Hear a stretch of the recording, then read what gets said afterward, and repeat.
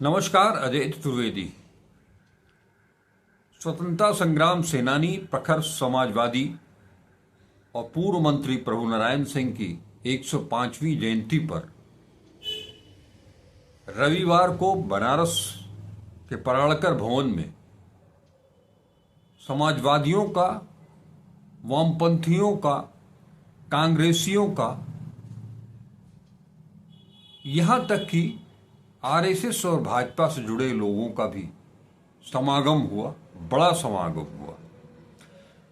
इस मौके पर न केवल पूर्वांचल बल्कि देश की राजधानी दिल्ली से भी प्रखर समाजवादी यहां आए और अपने विचार रखे। उनमें से एक जवाहरलाल नेहरू विश्वविद्यालय के प्रोफेसर रहे डॉक्टर ओपी सिंह, जिनका मानना था कि बिना समाजवाद के किसी वैचारिकी का निर्माण हो ही नहीं सकता। और आज की स्थिति ये है कि जो समाजवाद की एबीसीडी तक नहीं जानते, वो समाजवाद का झंडा बरदार बने हुए हैं। प्रोफेसर सिंह कहते हैं कि समाजवाद और कांग्रेस एक दूसरे के पूरक थे, लेकिन एक छोटी सी गलती ने समाजवादियों को, सोशलिस्ट पार्टी को, आचार्य नरेंद्र देव के नेतृत्व में कांग्रेस से अलग कर दिया। वैसे प्रोफेसर सिंह का मानना है कि भारतीय परिदृश्य में सबसे बड़े समाजवादी भगवान बुद्ध हैं। मैं ज्यादा वक्त नहीं लूंगा, आप सीधे जुड़ें। प्रोफेसर ओपी सिंह क्या कह रहे हैं वो जानें।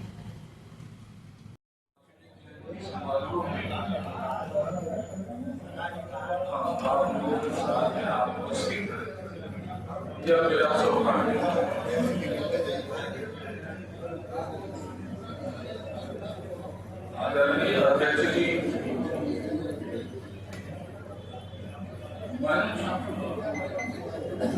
सभागार की मौजूद आप समर्पित लोग, एक अद्भुत माहौल में मैं यहाँ अपने आप को पा रहा हूँ।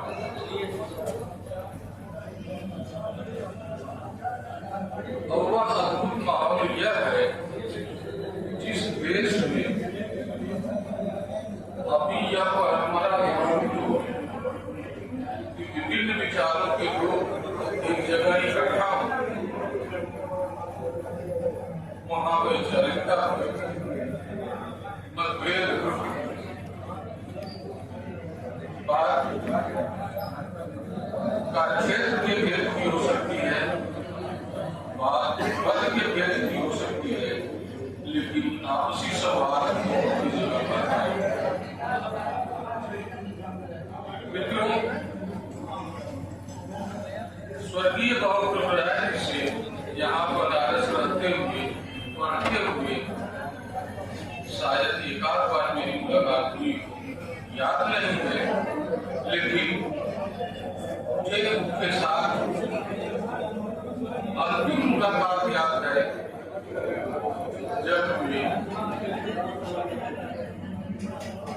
हरियाणा में किसी चुनावी सभा को संबोधित करते हुए, और जहां तक मुझे याद आ रहा है कि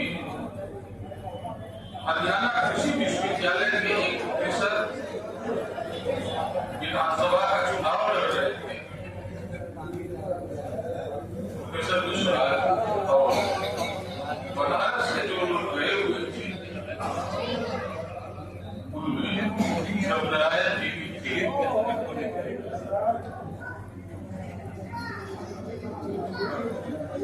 और वहां जो उनकी पीड़ा थी, जो छटपटाहट थी, और जो नौजवानों से आग्रह या जो नौजवानों से उनकी उम्मीद थी, वो साफ दिखाई दे रही। आज बहुत अच्छा करने लगे। वैचारिक राजनीति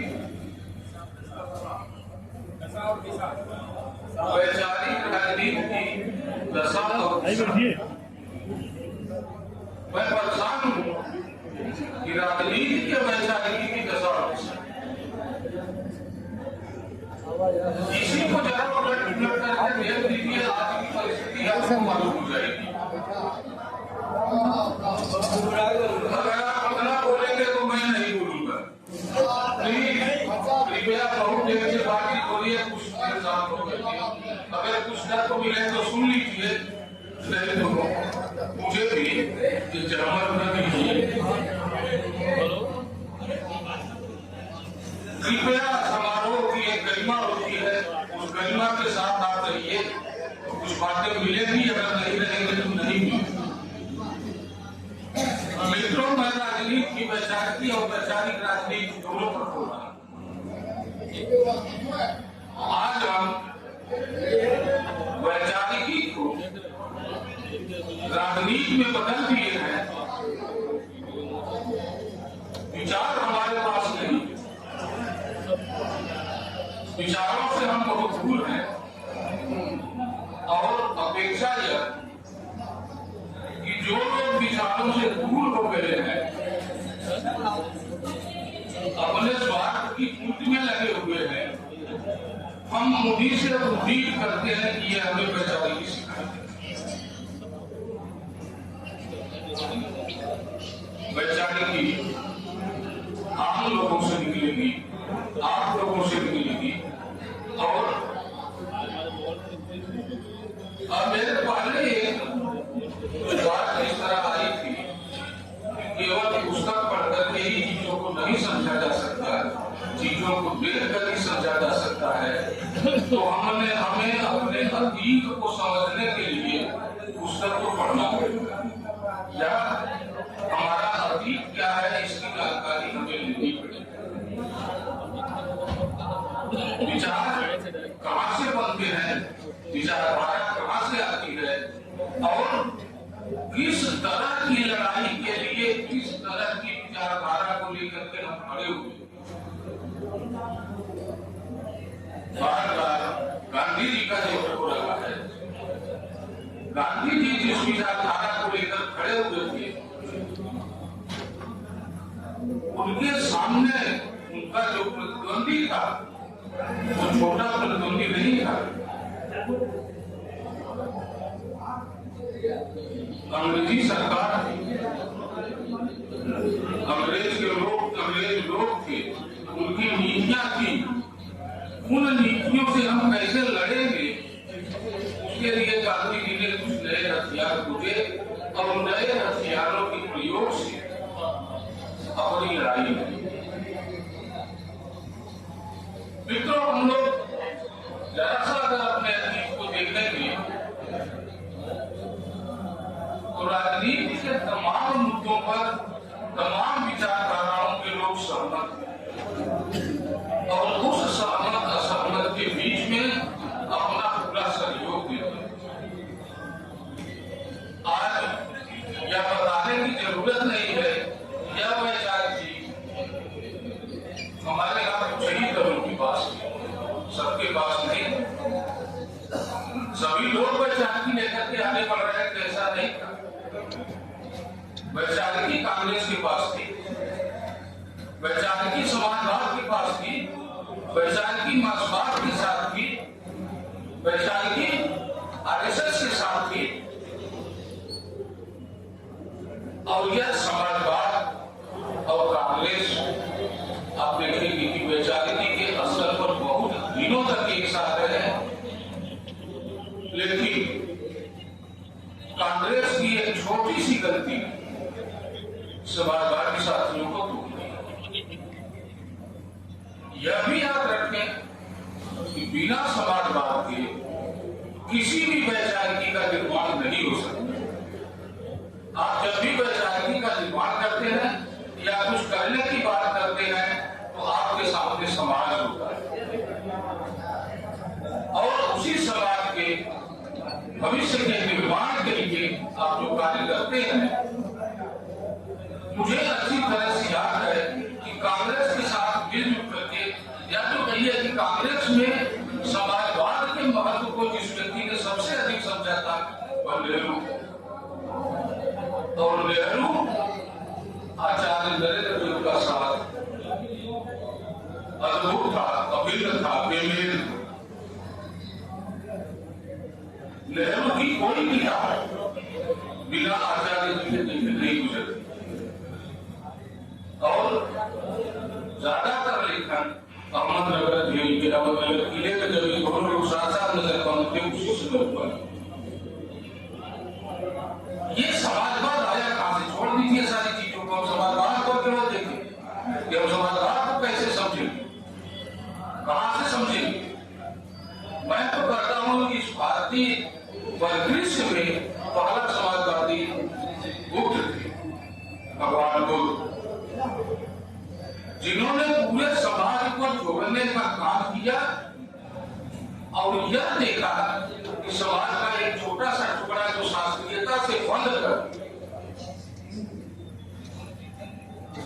सबके ऊपर नियंत्रण रख रहा है, उससे अलग हट करके हमें सामान्य जनता की, सामान्य भाषा की, सामान्य व्यवहार की बात करनी चाहिए। इसीलिए वे सबसे छोड़ करके पाली की ओर गए, दीन दुखियों में टहले, जंगलों में टहले। हमारे यहाँ लोहिया जी जब अपनी भाषा नीति ग्रहण करते हैं तो उसमें बुद्ध की भूमिका है। बुद्ध ने क्यों भाषा नहीं अपनी बदली, क्यों पानी को दिया, क्यों संस्कृत को छुड़ा, क्यों आम जनों के बीच गए, क्यों तपस्या के रास्ता दूसरे हुए। आप ये देखेंगे कि आपके यहाँ इस वैचारिकी के निर्माण में और इस वैचारिकी के निर्माण में कितना त्याग किया है लोगों ने।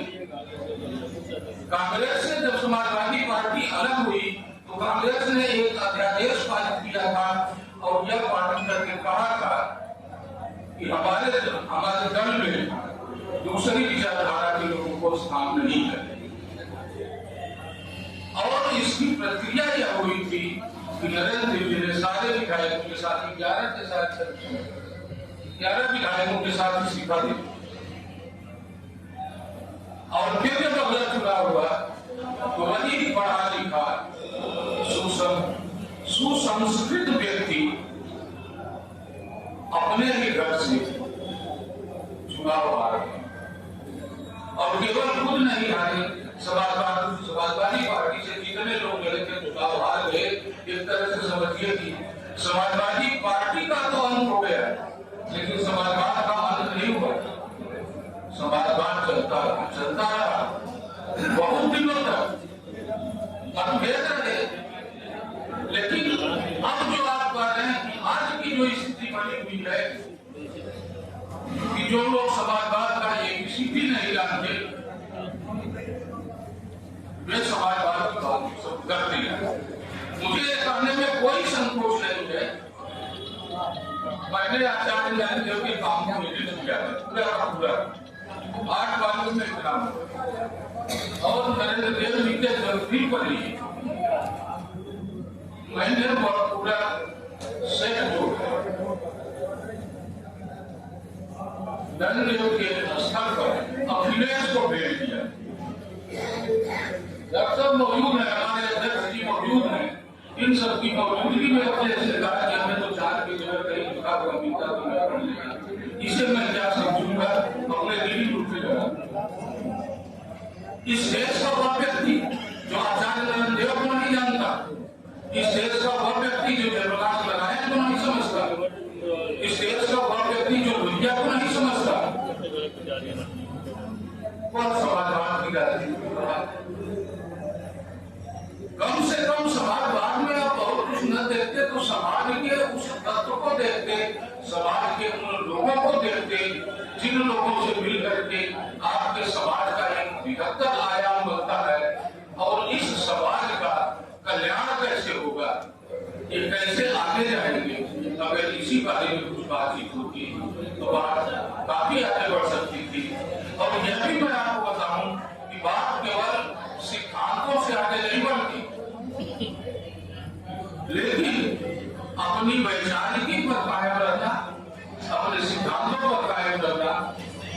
ये कम लोगों के मुद्दे की बात है और डॉक्टर मलान सिंह उसी तरह के व्यक्तित्व के खलील जो अपनी नीति थी, जो अपनी पॉलिसी थी, उस नीति पर, उस पॉलिसी पर खड़े रह करके उन्होंने काम किया। यह उन्हीं की ही नहीं, उस समय के अनेक समाजवादियों की विशेषता लोहिया रहे।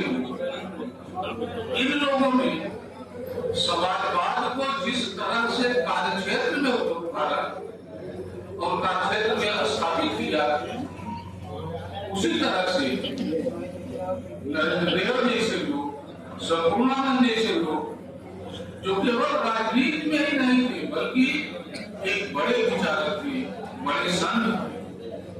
भारत में मार्क्सवाद का जन्म भी नहीं हुआ था, तब यहाँ सामंत समाजवाद कायम था और समाजवाद पर चर्चा होती। अक्सर बात करते हुए लोग कहते हैं कि मार्क्सवाद और समाजवाद, मैं कहता हूं नहीं, उल्टे इसको कहिए कि समाजवाद और से मार्क्सवाद पैदा हुआ है। और इसे किसे समझना हो, शायद अनुभव से तो नहीं समझेंगे, लेकिन अगर आप संपूर्णानंद की एक किताब में समाजवाद उसे पढ़ लें तो समझ में आ जाएगा। आप लोगों ने मुझे याद किया, कपिल बाबू ने मुझे बुलाया, पृथ्वीराज जी की स्मृति को प्रणाम करने का अवसर दिया। इसके लिए मैं मुझे धन्यवाद देता हूँ। आप सबने मुझे सुना। आभार, नमस्कार। प्रोफेसर ओपी सिंह के ओजस्वी भाषण, जिसमें कि उन्होंने समाजवाद को, वैचारिकी को और वर्तमान राजनीति को अच्छे से उसकी व्याख्या की और क्या कुछ होना चाहिए इसके बारे में भी बताया। अब हम अगली कड़ी में बनारस हिंदू विश्वविद्यालय छात्र संघ के अध्यक्ष रहे शिव कुमार सिंह को सुनाएंगे। हम आपको इस श्रृंखला में कांग्रेस के प्रदेश प्रवक्ता संजीव सिंह के बारे में बताएंगे कि उन्होंने क्या कहा। लोकतंत्र के प्रहरी इंद्रजीत शर्मा, सुरेश सिंह, कुंवर सुरेश सिंह, महात्मा गांधी काशी विद्यापीठ के प्रोफेसर रह चुके हिंदी के विद्वान साहित्यकार प्रोफेसर सुरेंद्र प्रताप, लोकतंत्र के सजग प्रहरी, लोकतंत्र सेनानी सरदार सतनाम सिंह, ऐसे दिग्गजों को भी हम आपके सामने एक एक करके सामने ले आएंगे। अभी आपने डॉक्टर सिंह को सुना, उसके पहले आपने प्रोफेसर डॉक्टर मोहम्मद आरिफ को सुना था, जिन्होंने गांधी पर अपने सारगर्भित व्याख्यान दिया। और अब आगे चलते हैं, एक एक कड़ी में हम आपको इस देश की, इस माटी के समाजवादियों से मिलाएंगे और उनके विचार आपके सामने रखेंगे। नमस्कार, अजय चतुर्वेदी।